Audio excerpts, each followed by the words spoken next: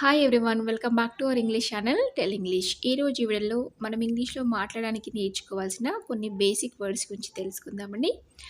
వాటికి ఇంగ్లీష్లో ఎలా చెప్పాలో అలాగే సెంటెన్స్లో ఎలా యూజ్ చేయాలో కూడా తెలుసుకుందాం. మనం ఇంగ్లీష్ నేర్చుకోవడానికి చాలా వర్డ్స్ మనకి తెలిసి ఉండాలి. ఈరోజు ఈ వీడియోలో కొన్నిటి గురించి మనం తెలుసుకుందాం. అలాగే వీడియో ఎక్కడ స్కిప్ చేయకుండా ఎండ్ వరకు చూడండి. నచ్చితే లైక్ చేయండి, అలాగే సబ్స్క్రైబ్ చేసుకోవడం మర్చిపోద్దు. ఇప్పుడు ఫస్ట్ వర్డ్ ఏంటో చూద్దాం. ఎవరైనా మనం యూజ్ చేస్తుంటాం కదా, దానికి ఇంగ్లీష్లో ఎనీవన్ అని చెప్పొచ్చు. అలాగే దీన్ని సెంటెన్స్లో ఎలా యూజ్ చేయాలంటే ఎనీవన్ ఈజ్ దేర్ అంటే అక్కడ ఎవరైనా ఉన్నారా అని తెలుగులో అర్థం అన్నమాట. ఎవరైనా అంటే ఎనీవన్ ఈజ్ దేర్, అక్కడ ఎవరైనా ఉన్నారా. ఇప్పుడు నెక్స్ట్ వర్డ్ చూద్దాం. సాధారణంగా అంటే యూజువల్లీ. దీన్ని సెంటెన్స్లో ఎలా యూజ్ చేయాలంటే ఐ యూజువల్లీ వేకప్ ఎట్ 6 అంటే నేను సాధారణంగా 6 గంటలకి లేస్తాను. మార్నింగ్ అయినా ఈవినింగ్ అయినా. నేను ఇక్కడ ఏఎం పిఎం అనేది మెన్షన్ చేయండి. అలాగే తరచుగా అంటే ఆఫెన్. ఇక్కడ టీని మనం సైలెంట్ చేసి చెప్పొచ్చు. షీ ఆఫెన్ కమ్స్ లేట్ అంటే ఆమె తరచుగా ఆలస్యంగా వస్తుంది, అంటే ఈ మధ్య తరచుగా ఆలస్యంగా వస్తుంది అన్నట్టు. అలాగే కొద్దిగా అంటే స్లైట్లీ. దీన్ని సెంటెన్స్లో ఎలా యూజ్ చేయాలంటే ఐ వాజ్ స్లైట్లీ సర్ప్రైజ్డ్, నేను కొద్దిగా ఆశ్చర్యపోయాను అని ఇలా మనం సెంటెన్స్లో దీన్ని స్లైట్లీ అని యూజ్ చేయొచ్చు. అలాగే కొంతవరకు అంటే సమ్వాట్. దీన్ని సెంటెన్స్లో ఎలా యూజ్ చేయాలంటే the price is somewhat higher than I expected అంటే ధర నేను అనుకున్న దానికంటే కూడా కొంత ఎక్కువగా ఉంది.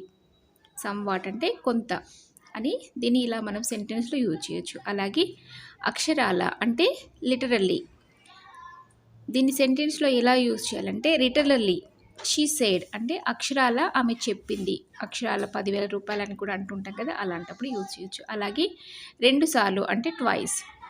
I watched that movie twice అంటే నేను ఆ సినిమాని 2 సార్లు చూశాను. ట్వైస్ అనేదాన్ని సెంటెన్స్లో ఇలా మనం యూజ్ చేయొచ్చు. ఇప్పుడు నెక్స్ట్ వర్డ్ ఏంటో చూద్దాం. ప్రతి చోట అంటే ఎవ్రీవేర్. గాడ్ ఈజ్ ఎవ్రీవేర్ సెంటెన్స్లో ఇలా మనం యూజ్ చేయొచ్చు. అలాగే ఎయిర్ ఈజ్ ఎవ్రీవేర్ అంటే ప్రతి చోట దేవుడు ఉన్నాడని చెప్తుంటాం కదా, అలాగే గాలి అంతా వ్యాపించింది, ప్రతి చోట గాలి ఉంది అన్నప్పుడు ఎయిర్ ఈజ్ ఎవ్రీవేర్ అని కూడా మనం చెప్పొచ్చు. అలాగే స్పష్టంగా అంటే ఆబ్వియస్లీ. దీన్ని సెంటెన్స్లో ఎలా యూజ్ చేయాలంటే ఆబ్వియస్లీ షీ ఈజ్ లయింగ్ అంటే ఆమె స్పష్టంగా అబద్ధం చెప్తుంది, చాలా క్లియర్గా అబద్ధం చెప్తుంది, ఏ మాత్రం తడుముకోకుండా. అలాంటప్పుడు దీన్ని యూజ్ చేయొచ్చు. అలాగే ఏది ఏమైనప్పటికీ అంటే ఎనీవే. దీన్ని సెంటెన్స్లో ఎలా యూజ్ చేయాలంటే వి విల్ గో ఎనీవే అంటే మేము ఎలాగైనా వెళ్తాం, ఎనీ ప్రాబ్లం వచ్చినా కూడా మేము వెళ్తాం. అలాంటప్పుడు ఈ ఎనీవే ఇలాంటి వాటిలలో మనం చూసారు కదా, అన్నీ కూడా రోజు మనం ఏదో ఒక సందర్భంలో యూజ్ చేసే సెంటెన్సే కదా.